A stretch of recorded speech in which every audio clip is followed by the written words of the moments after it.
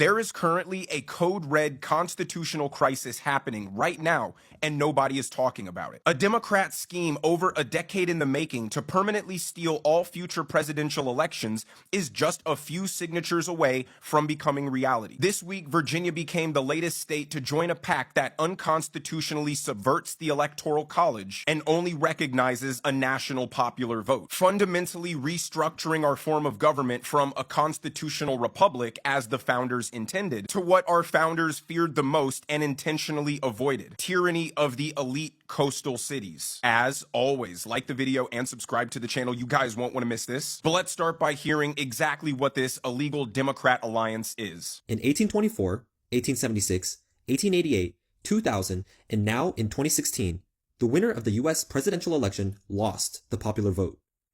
Luckily for us, there is a way to get rid of the Electoral College, and it's called the National Popular Vote Interstate Compact. The way that the compact works is pretty simple. It's an agreement between the states to bind the electoral votes to the popular vote. The beauty is that it only takes into effect once there are enough states that have joined the compact.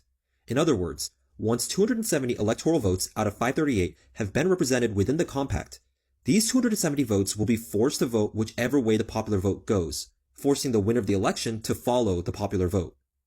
This will remove all power from the Electoral College and return it back to the voters. So that video was from 2016, just to give you an idea of how long Democrats have been coordinating this seditious takeover. And the scariest part, ladies and gentlemen, as far as I can tell from researching this video, it's perfectly legal. Every state is allowed to allocate its electors however it chooses. But the assumption baked into that rule is states would never arbitrarily relinquish their sovereignty and would always, if not mostly, vote based on the interests of their population. When the founders were forming the republic, each state was its own separate country, and states maintaining a certain level of sovereignty was a primary concern in the formation of the Constitution. They could have never conceived the state of Virginia saying, we'll just vote however California and New York votes. But Virginia's governor just made that the reality. Virginia has joined a national effort to get around the Electoral College. Virginia Governor Abigail Spanberger signed a bill adding the Commonwealth to the National Popular Vote Compact.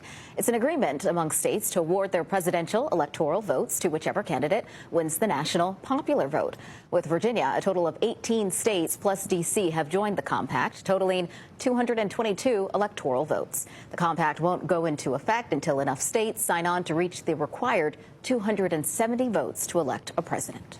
So now every vote cast in the Commonwealth of Virginia is effectively meaningless. All of Virginia's Electoral College votes now go to whoever the blue cities decide to vote for. Let's look at a map to see how many states are a part of this pact, because now that Virginia has officially signed on, we are